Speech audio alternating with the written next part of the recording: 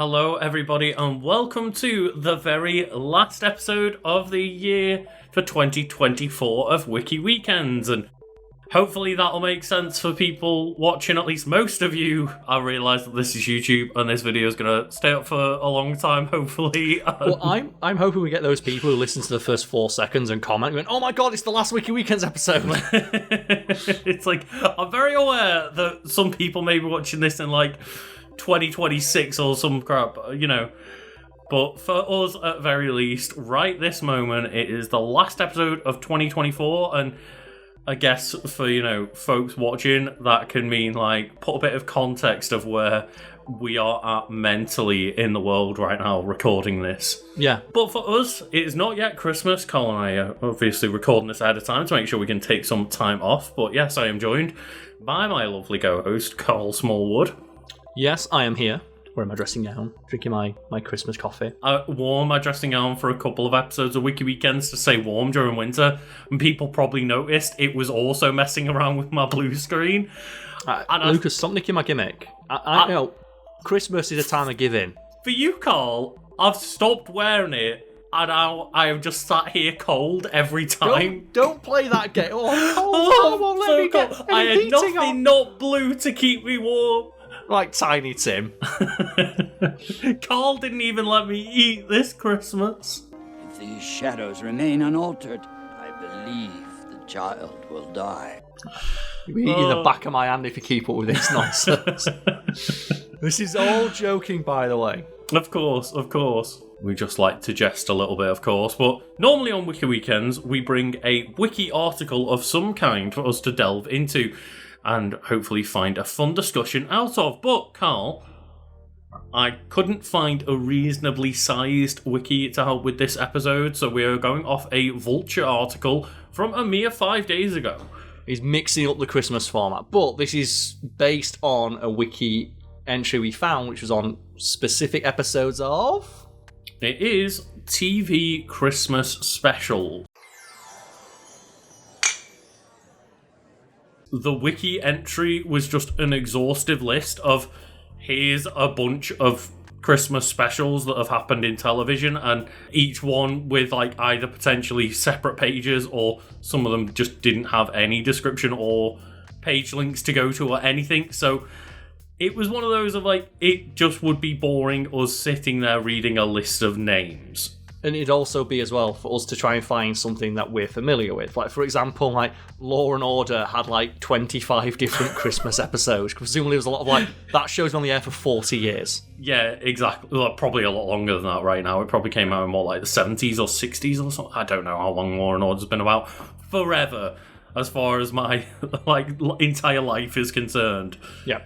But this list was made by Vulture of great TV Christmas episodes to stream. Currently, the title of the article is the 24 best Christmas TV episodes you can watch right now.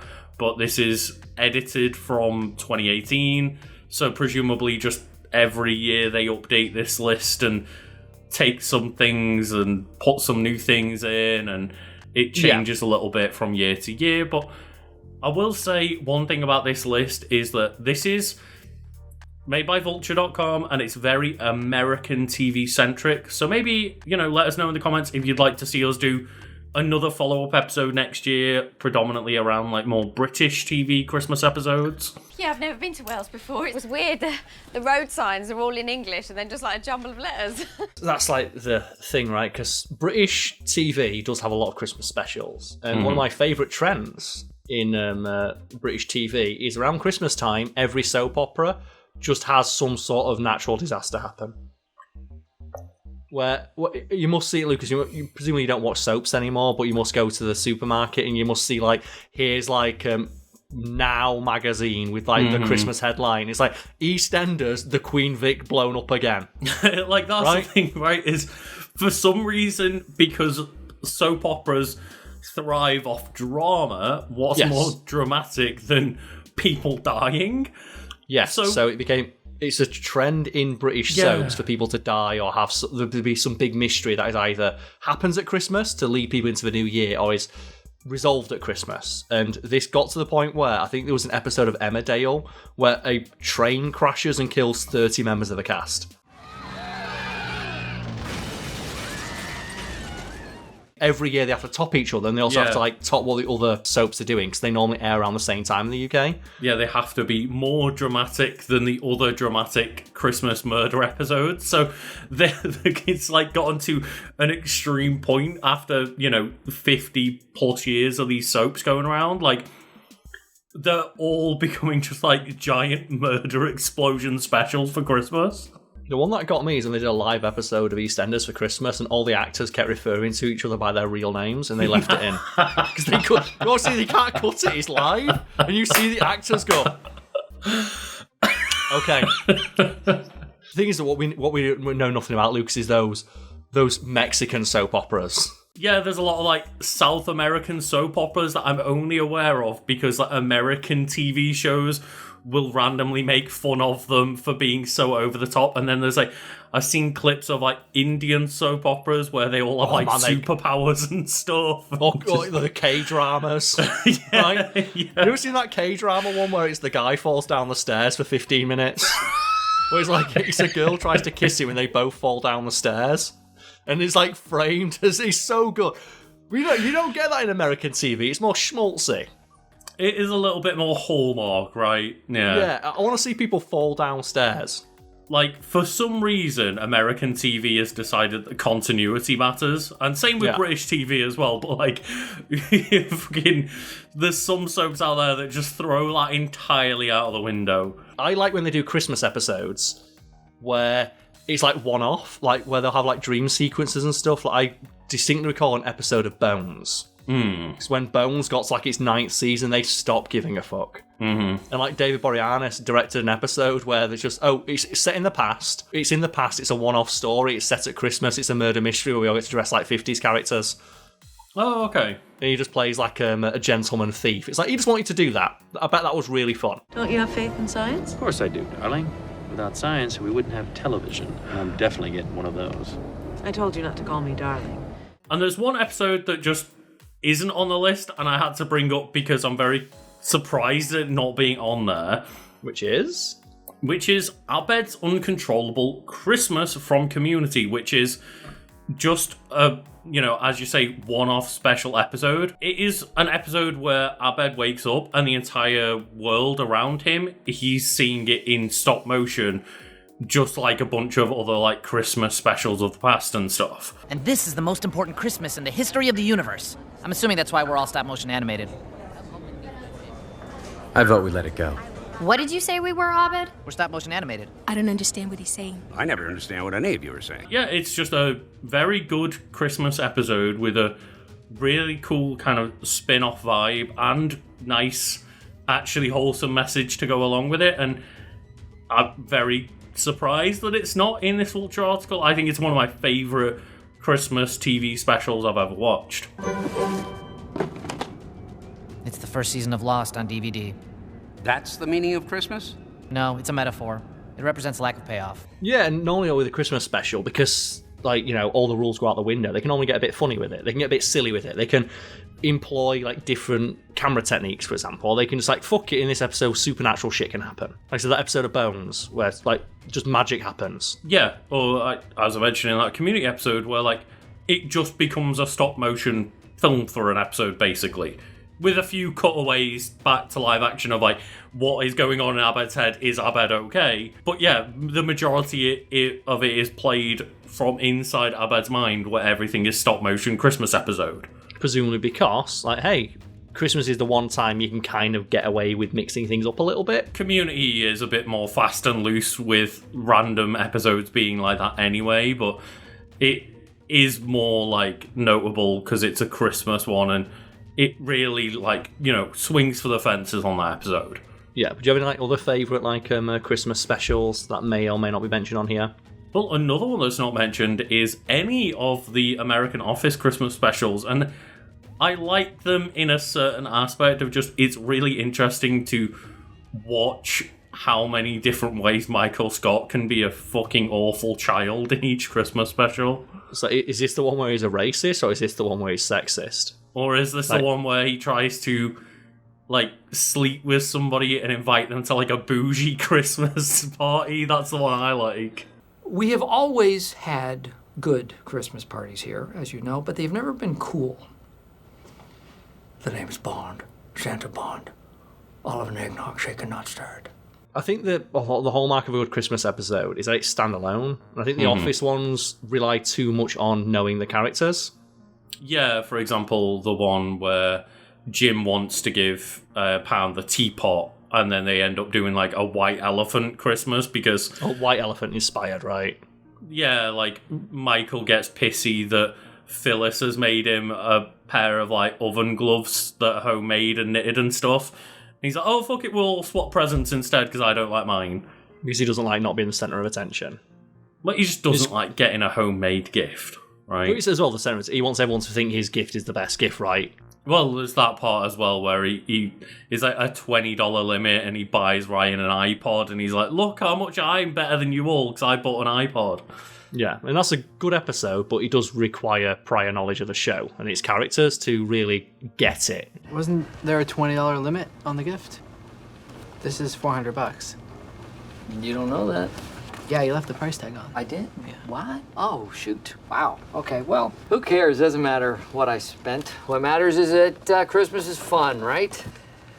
And obviously, the point of those episodes is always to prove Michael wrong so he can learn a lesson about being nice during Christmas and have a happy ending at the end. I understand that. But it doesn't really hold much water when the very next Christmas episode they do, he's still an arsehole.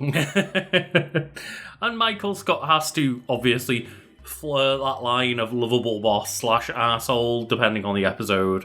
He's especially monstrous in the Christmas one, though, where, like, Phyllis wants to be Santa. He's like, you can't be Santa. So let her be Santa. She makes a great Santa. Phyllis, Jim, Phyllis is Santa. Yeah. Phyllis. Yeah, I told her a long time ago she could do it. Take it back. That is absurd. No, I'm not going to do that. No, Jim, come on. I think she'll do a good job. It's insane. A woman Santa, where does it stop? No. It's written in a cringy way on purpose. It is aware of what it's doing and saying, but yeah, just Michael has to be extra asshole-ish a lot of the time in those episodes. It is the Christmas season. There's plenty of asshole to go around at Christmas. There is, but speaking of assholes, let's go. Well, the first Christmas episode listed in this is from 30 Rock, which stars many an asshole. Oh yeah, well, it's again, which arsehole do you want? The one who yells at his daughter or the one who's racist? And obviously, like, some of them are assholes in 30 Rock, some of them are assholes out of 30 Rock, and some of them are a bit of both. But 30 Rock, you know, is still fun if you try your best to forget about that. And separate art from artist, which is hard when you know the artist wrote the show. 30 Rock has a few Christmas episodes, but the one listed here is Luda Christmas. In it, Jack's mother meets the Lemon family and instantly dislikes them because of their happiness. So she sets out to show that maybe they aren't all that perfect. And she just basically is the sourpuss at Christmas that is pissed off that anyone else can be happy. So how dare you be happy at Christmas? Like, well, I'm sorry, why did we invite you? Jack's mother in 30 Rock may be one of the best examples of, you know, the asshole parent that you don't want around but keep showing up. Yeah. She's brutal. You give me 10 minutes with the Lemon family, and I'll have them tearing at each other like drag queens at a wig sale. But you know, it takes a special skill to play a character who's so detestable. Mm-hmm. Yeah, and she does an excellent job of just... one of those characters where no matter how many times, like, the positive characters will be like, oh, everything's okay, like, be happy, and they turn it around on them perfectly. It's like, oh just stop talking, please. Yeah. That's the thing about Christmas episodes, because sometimes you get, like, just the traditional, like, happy family. And if it's a sitcom, there's always going to be something that goes wrong, but there's never anything too major goes wrong. Then you have, like, shows like 30 Rock, a bit more subversive, where it's like, no, let's really just tear this holiday a new one. Mm-hmm. And one that people might feel is a bit less of a Christmas special, I don't really think of it that way, is from Arrested Development, Season 2, Episode 6, Afternoon Delight. And it is, I guess, technically a Christmas episode, because it takes place at, like, the office Christmas party, but it's like Die Hard, everyone. It takes place at Christmas, but to me, it doesn't feel like a Christmassy episode. you, Tom. Please don't. No, you know what? You're fired. No, you're all fired. Each and every one of you. Merry Christmas. Yeah, and Christmas, what defines something being Christmassy? It's like that quote about pornography, right? I can't describe it, but I'll know it when I see it. I can't describe what makes something Christmassy, but I'll know if it is, because it'll feel Christmassy. And this episode doesn't feel very Christmassy, other than, hey, it's the office Christmas party. It's an excuse for, like, everyone to be an asshole to the boss as, like, a roast, but Job has just taken over the role of being the boss of the company and has such a fragile ego that he can't get roasted by anyone, so he just fires everybody at the office Christmas party. Yeah, that's very Arrested Development. It is, and then the other part is the afternoon delight aspect to it, and when they eventually, like, you know, sort out the fact that, like, no, everyone isn't actually fired, like, please, let's try and enjoy an office Christmas party. Michael tries to, you know, make things a little bit better by singing karaoke at the office Christmas party, and he sings it with his niece, Maybe, and he sings the song Afternoon Delight, not realising what that song is. And I'm not familiar with that song. What is that song about? Basically, the song is about, like, getting some afternoon delight, which is, like, just having sex in the afternoon, basically. Had George Michael and Lindsay stayed, they might have discovered what Michael and Maybe did. That Afternoon Delight was more adult-themed than its innocent melody would have you believe. I never thought of loving you was getting so exciting. Then the next episode in the list is one that I haven't got around to yet, because I'm only a couple episodes into Season 2 of The Bear.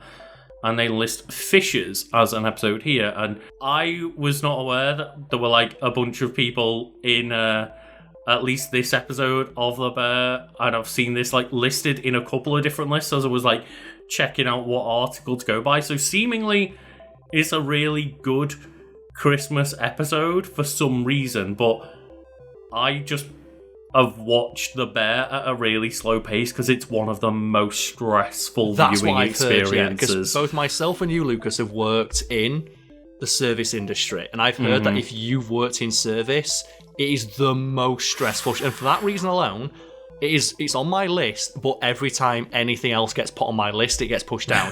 It's like, I've heard so many things about how stressful and triggering it is for someone who works in the industry.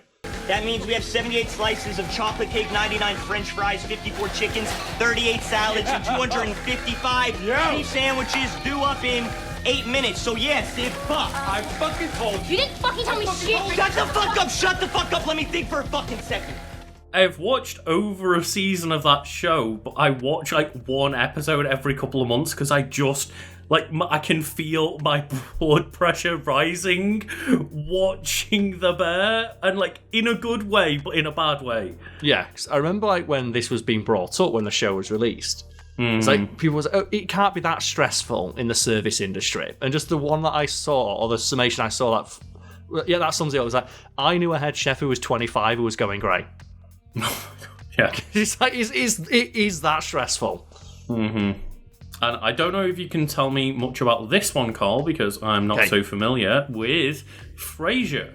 One of the best Christmas episodes ever. So the one it lists here is Merry Christmas, Mrs. Moskowitz. Yes, that's the one where Frasier has to pretend to be Jewish. Right, and okay. In classic Frasier fashion, there is, like, a subplot where Niles is going to be in a Christmas play. And the best thing about Frasier is it's, like, right at the end of the episode, everything comes together. And, like, Frasier's pretending to be Jewish, but he's getting his Christmas tree delivered. So he hides it in the bathroom. Just Niles is in a play, Jesus Christ Superstar. So, dressed like Jesus. Can you at least explain to me the context of why they're not allowed to be Christian? So, Frasier just meets the lady while he's out Christmas shopping. Right. She happens to be Jewish, and she assumes that Frasier is Jewish, she's buying a menorah. And he just doesn't correct her. He doesn't correct her, no. She sets him up with a daughter, and they realise, oh, you're not Jewish. And they just have a great bit of, like, obviously it's the classic farcical elements of Frasier where they're pretending to be Jewish and they, like, try to teach their dad to be Jewish. And you have a great bit with Niles where it's like, Niles, we have to pretend to be Jewish. He's like, okay. He goes, okay, we need to tell dad about it. It's like, you mean Papa? He's like, shut up, Niles! And just the energy between them is like, it feels so realistic to how brothers would act. Yeah, like Joe, and like you get your brother, okay, we need to play a prank on someone, your brother's like, in straight, oh, okay, right away, yeah, in, done. It's one of those classic sitcom things, isn't it? A premise that could ostensibly be solved entirely by just going, oh no, sorry, I'm not Jewish. One conversation, yeah. But because it's a sitcom, it becomes an entire episode where they have to play up the fact, and the silliness then incurs. And obviously it would be a very boring TV show that wouldn't last very long if they just kept writing it as like, I just said I wasn't Jewish and then things were fine. Yeah, but the best thing about the episode is the final part where it just all gets revealed, where just Frasier opens the door and it's Niall dressed like Jesus. He's like, Jesus Christ! You see how she talks to her mother? Jesus! I'll tell you what. I just realised that you haven't seen the beautiful balcony. Dad, would you do the honours and I'll check on the brisket? The chemistry between Kelsey Grammer and David Hyde Pierce, they feel so much like brothers. And it reminds me a little bit of, because it's not going to be on that list, but there is a great Christmas episode of Friday Night Dinners. Oh, yes, of course, yeah. Do you like that show where the brothers on that feel like real brothers because of the way they dick around? Because it's constantly just like punching each other, putting salt in their water and things like that. Yeah, just... The one that I watched recently, a Friday Night Dinner, where I realised, like, oh, this is way too far, is just when one of the brothers gets a job as, like, a estate agent, and his boss is coming around for a set of keys, and he swaps the keys on his brother. And it's like, no, that's too far. You're getting your brother, like, absolutely fired from his job there. I don't get it. They were the right keys. They had the right address on them. Maybe they just got a bit mixed up. Mixed up? Buzzface. Maybe these are the ones they got mixed up with? Oh, you bloody shit! And Friday Night Dinners, for any Americans out there, is one of the funniest shows. First of all, it's absolutely hilarious.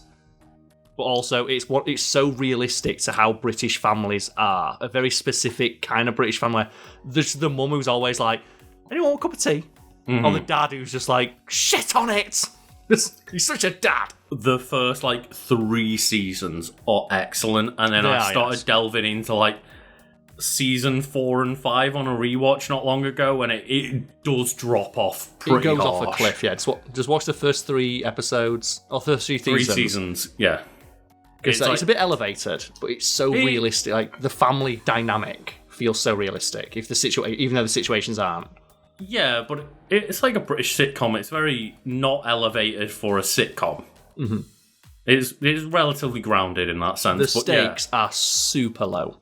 They are, and in the best kind of way, where some of the episodes are just, oh, well, everything has to be a panic. We have to leave the house and such because I spilt some oil on the carpet in the bedroom. Very, very simple, low stakes, as you say, but they do a really good job, especially in those first few seasons of it. It's the neighbour who gets me, who just can't pet his own dog. It's funny every time. Every time he tries to pet his own dog. You mean your bathtub caught fire? Yes, Martin. Well, what the hell's it made of? Elm. That's why we hurried here for your fire extinguisher, didn't we, Wilson? There's one thing that stays pretty consistent in Friday Night Dinner, and it is Jim the neighbour. Yeah, whose performance is excellent. And we have to single out as well that actor. I don't know the actor's name, but he has not a cameo, but he has a small role in one of the best episodes of another British show, which is Brass Eye. And it is the infamous episode on paedophilia, where he plays the robo-paedophile. And if you could put the clip in of him in his robo-paedophile suit, please put that in. Jez North is released tomorrow. Can we be sure that pervert mechanics haven't built him one of these? Of course we can't, which is why your children could very soon be splatted by a roboplegic wrongcock. So for context, Brass Eye is a satirical show that was mocking the news's reaction. Like the panic. I don't know what you're referring to in terms of the episode. I know what Brass Eye is, but yes. That doesn't sound like it. Obviously, I get it's satire, but oh man, that sounds rough. It was satirising how ridiculous the news was, and the full-blown panic. And I did have a look. He's played by Mark Heap, who also plays a weird neighbour in Spaced. Yes, he does. Yes, that's his role. That's you look like that. You play the hand you dealt. And only on British TV would that guy become an actor.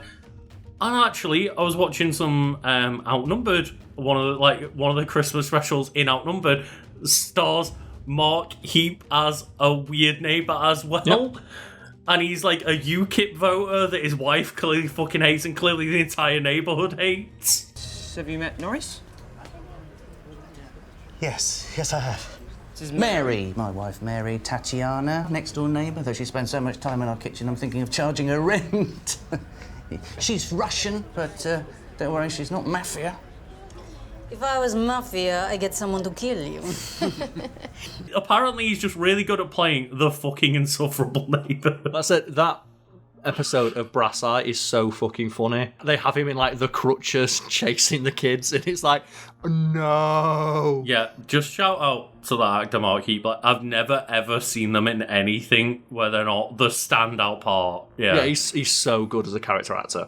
Mm-hmm. We have got some other things in this list that I'm just going to skip over because it's like I don't think any of those have got anything to say about like Fresh Off the Boat or Gilmore Girls or Desperate Housewives. The only thing I've got to say about like Gilmore Girls is I hate that main character.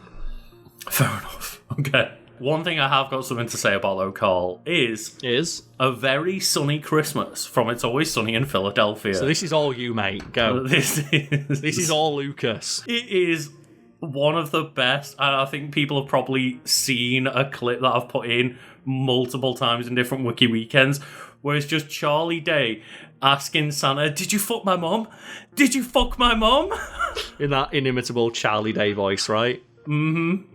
And obviously, I'll put the clip in right now. Did you fuck my mom? No. Did you fuck her? No. Did you fuck my fucking mom? Did you fuck my mom, Santa? So if you're going to put Always Sunny clips in, we put the one in of Max seeing him across the room. I really like that one. Just because the look of like when they spot each other, it's like, don't look at him. It's like, I can't help it, dude. I can't help it. You're staring at him. Stop staring at him. What are you doing? What are you doing? Are you staring at them? Yeah, dude. Charlie's looking right at me. Stop it. Dude, stop it. He stopped looking. Stop. All right, you know what? God damn it. I'm just going to pour the wine out. I want to do another episode on Always Sunny so we can put more clips in. Because I fucking love Always Sunny out of context. That's the thing. There's just so much of Always Sunny. And this is from Season 6, Episode 13, which is early Sunny. Season 6 is early It's Always Sunny, but yeah, it does say here in the article, in this hour-long 2-part Christmas special, our friends at Panny's Pub go through a roller coaster of emotions and revelations. Frank buys Dee's and Dennis dream gifts for himself, so they embark on a Christmas Carol scheme to get him back, which I mentioned recently in our Muppets Christmas Carol episode, where they do an entire Christmas Carol bit. Will you just say something about Frank? That's horrible. Call him an asshole. Frank Reynolds is an asshole. Thank you. Oh, great. Now you. Oh, Jesus Christ. Mac discovers that he used to rob innocent families on Christmas Day. So, oh yeah, I've seen. What is this one where it's like, oh yeah, well, Christmas, where you go into someone else's house and open all their presents. You go down the street and you go into each house and open one present before you run away, right? That's the tradition. And he's like, no, Mac, that is not the tradition. That's fucked up. Your dad was just stealing from every house on the street. What? Oh my God. Time to go. Move. Son, get your, there we go. Open the door. Get the stereo. Honey, get the stereo.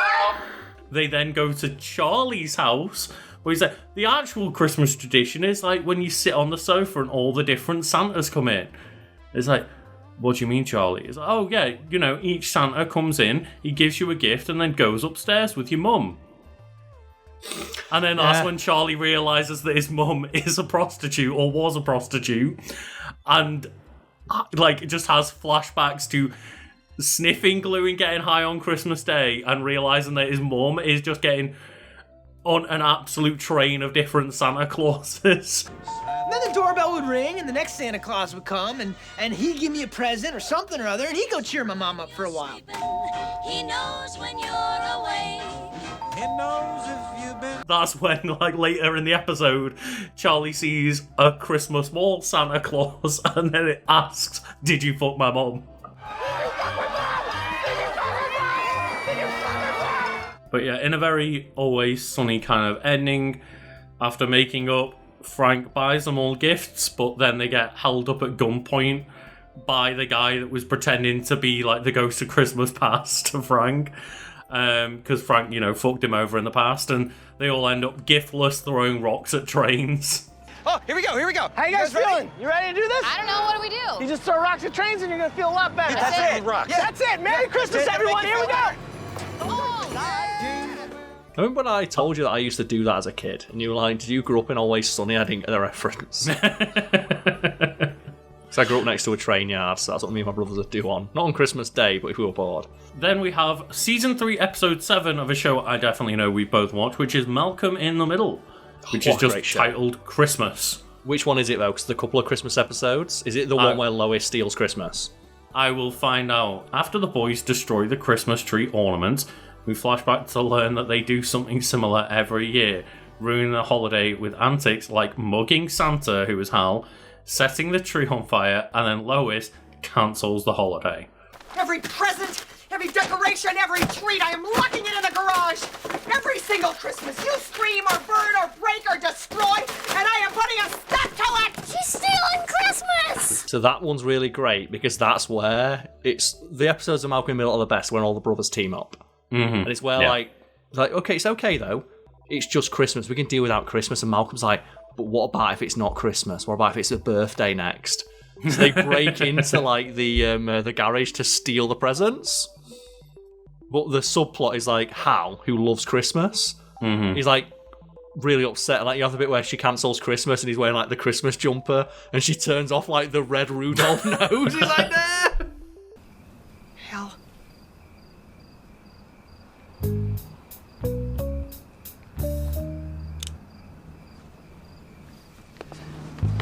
And I should say that's when Malcolm in the Middle is at its best, and it's just ostensibly you've got Lois on one side, all of the sons on the other normally, and then Hal is stuck in a middle point somewhere, just not knowing which side to take because he wants to please everybody. Yeah, and like the again, speaking of realistic feeling brothers, the brothers in Malcolm in the Middle do feel very realistic in that way of like they're just assholes to each other.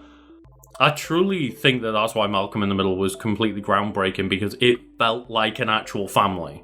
Yeah, like there's dysfunctional, as most families are, but like, ultimately they all love each other. And if we're going to talk about the boys' team, fuck it, this is our Christmas clip show episode. Mm-hmm. Please put in the clip of when they play basketball against Hal and form like the Tower of Power. Future's now, old man. Malcolm in the Middle, I don't think we've done an episode on at any point, right? Next year, 2025, folks, there's a Malcolm in the Middle episode coming. Don't worry. Hell, goddamn yeah. I'll talk about Malcolm in the Middle all day. I don't know if you've watched any of the next show, but I certainly have, Carl, and that is New Girl. I've seen like some episodes. I've seen like the weird crossover they do with Brooklyn Nine-Nine. Yeah, that was very weird. That was like later seasons of both of those shows, and it's like, why are we doing this? Like, why are you making this character just work with the cops? Mm-hmm. Why don't you tell the cop to go fuck himself? It's my car. And this episode is Season 2, Episode 11, Santa. This New Girl episode opens up with the gang discussing how they first found out about the truth about Santa Claus, or that he's totally real. Yeah, he is. Schmidt revealing that he was on very strict instructions not to say a word until the last Christian kid found out.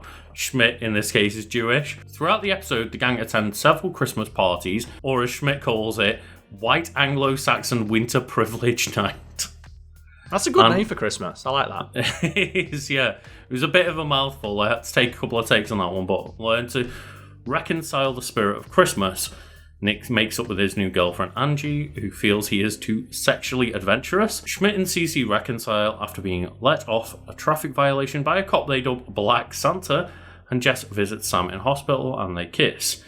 And just, it's one of those of like, it's just a very fun Christmas episode, and obviously if you haven't seen New Girl, it's like hard for me to really do it justice, but I definitely recommend people go and watch that one. I do like the fact that it isn't just, hey, a bunch of people that celebrate Christmas are celebrating Christmas, it's nice to get different perspectives like with Schmidt. Just take this gift I got you and I will walk away. I don't celebrate Christmas, okay? Or as I like to call it, white Anglo-Saxon winter privilege night. I think it's one thing that Community does a really good job of in one of the other Christmas episodes, where I think it's like season 1. There's Shirley, who is like massively Christian, and then there's other people like of different faiths, or like Britt is an atheist and Jeff is agnostic, and they do a really good job of kind of not necessarily like shoving Christmas down their throat, which Shirley originally intends to do, but she kind of realizes that there's a way for all of them to come together and incorporate everything that they all believe in, and kind of have that found family aspect to it, where just it doesn't have to be all about fucking actual Christmas and Jesus. Yeah. But it can just be about kind of the spirit of Christmas and coming together. Tolerant rewrite of carols to sing. Function with relative ease. Function with relative ease. The last one on the list here, Carl. Yes. Is from another show I didn't expect. The X-Files. Oh, The X-Files has loads of Christmas episodes. Like, The X-Files wasn't afraid to get silly with it. Okay, yeah, because I always thought X-Files was a bit like spooky and serious, but I didn't realise how silly it got. You've never seen a less serious show. And the one it singles out here is Season 6, Episode 6, How the Ghosts Stole Christmas.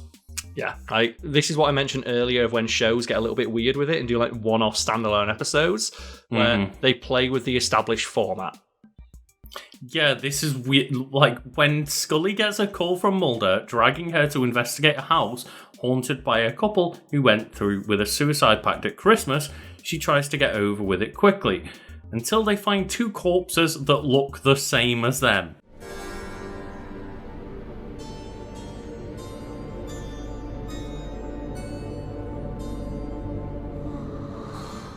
X-Files gets weird with it, and there's some really great standalone episodes. Like there's one, I don't remember the exact details of it, but there's one where like they role reverse, and like Mulder is the super cynical one who doesn't believe in aliens anymore, and the entire episode is Mulder being like, oh, he's been Scully going, oh, it's obviously aliens, and Mulder's like, what the fuck are you on about? It's never aliens. There's no such thing as aliens, and you see her going, wait, what? It's always aliens. And it says here, after the agents are separated, the ghosts then turn against each other, tricking each other into believing they have shot one another. After Mulder realizes this isn't possible, the illusion is broken and the 2 manage to leave. The mystery is unsolved, but the ghosts sit by the fire, and Mulder and Scully go home to exchange presents, even though they said they would not. Yep. So they just have an episode where it's like, well, I guess there's corpses that look exactly like us. Let's leave. And then the ghosts just chill out by a fireplace. Lucas, there's one episode where there's straight up a fucking vampire in it.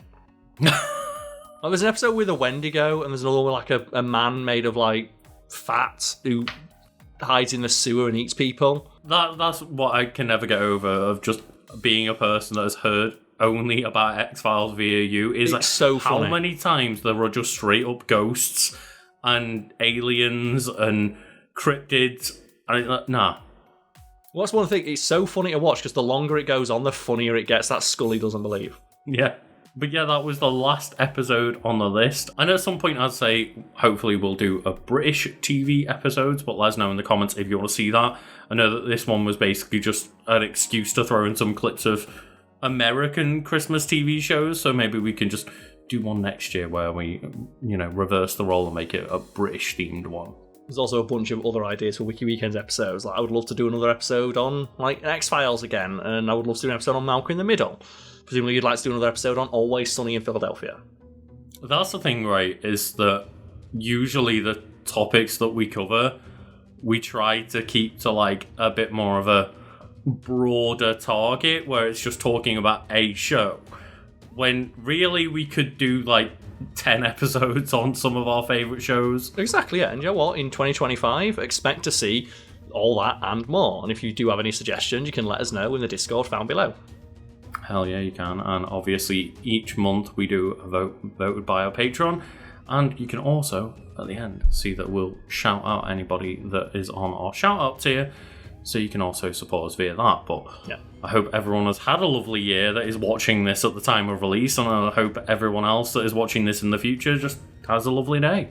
Yeah. All I think of is that like post on YouTube. It's like a screenshot of a comment of someone leaves a comment from like 8 years ago.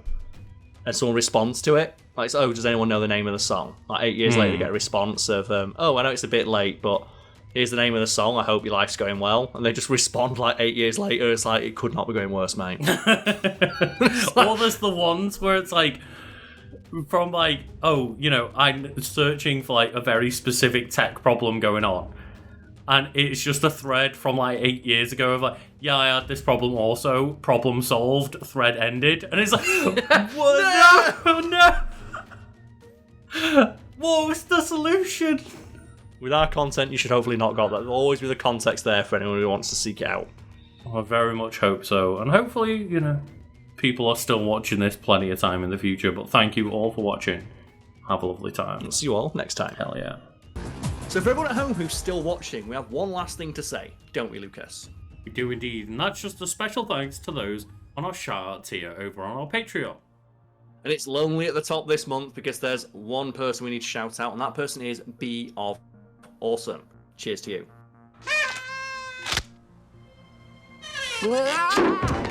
Indeed, and if you would like to join them over on our Patreon, you can find the links in the description below. Otherwise, go out there and have the day that you deserve, and from myself and Lucas, Merry Christmas.